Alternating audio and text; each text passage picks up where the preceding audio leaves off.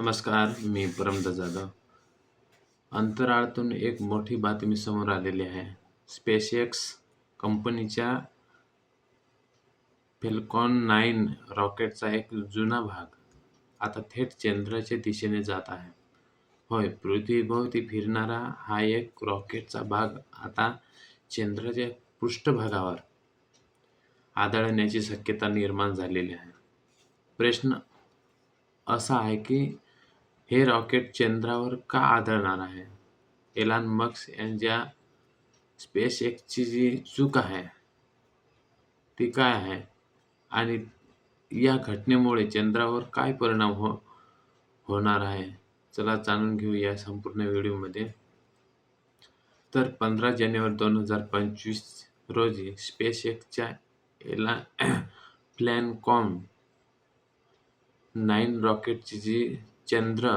रॉकेटने चंद्र मोहिमेसाठी 2 लँडर अंतराळात पाठवले होते. या मोहिमेमध्ये स्पेसएक्सचे फेल्कॉन 9 रॉकेटचा वापर करण्यात आला.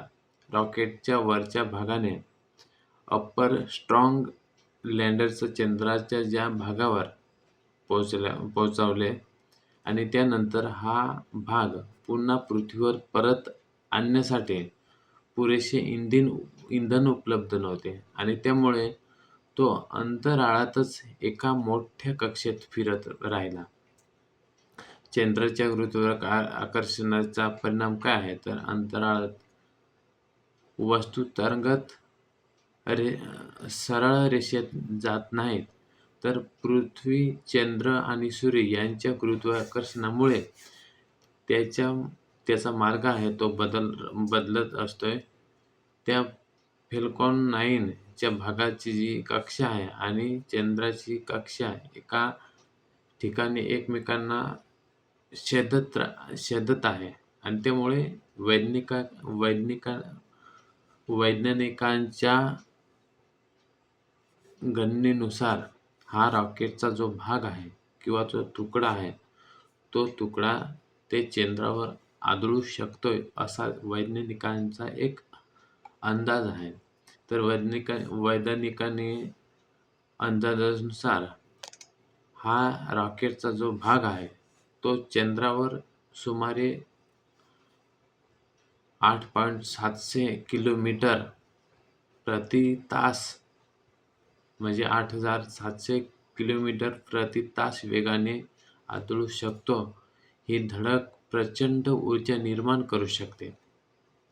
तर चंद्रावर वातावरण नसल्यामुळे हा भाग जळून नष्ट होणार नाही, तर थेट पृष्ठभागावर आदळेल.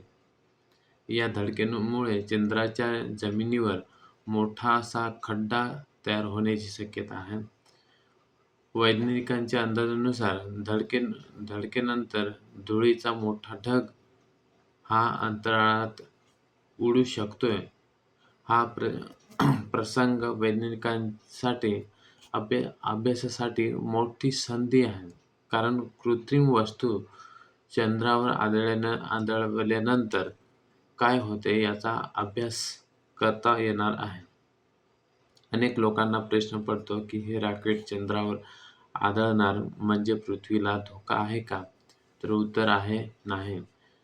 हा भाग चंद्रावर आदळणार आहे आणि पृथ्वीवरील लोकांना यामुळे कोणताही धोका निर्माण होणार नाही. ही घटना एक महत्त्वाचा प्रश्न निर्माण करते. अंतराळात सोडलेले जे जुने रॉकेट आहेत आणि त्याचे जे भाग आहेत, हे भाग उपग्रहाचे अवशेष यांचे काय करायचे? तर जसं चंद्र मोहिमा वाढत आहेत, तसतशी अंतराळातील कचऱ्याची समस्या देखील वाढत आहे. भविष्यात चंद्रावर मानवी वसाहती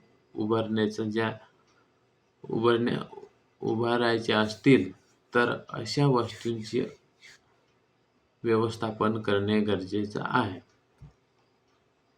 तर स्पेसएक्स फेल्कॉन 9 चा जो हा भाग आहे, तो चंद्रावर आदळणे ही फक्त एक घटना नाही, तर भविष्यातील अंतराळ मोहिमांसाठी एक मोठा धडा आहे. अंतराळ जीवताना आपल्या अंतराळाची स्वच्छता आणि सुरक्षितता जपावी लागणार आहे. तुम्हाला काय वाटते? अंतराळातील जुनी रॉकेट त्यांचे जे भाग आहेत ते नियंत्रणपणे किंवा सोयीप्रमाणे नष्ट करण्याची व्यवस्था ही असायला हवी का?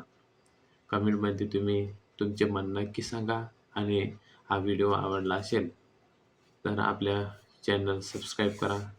धन्यवाद.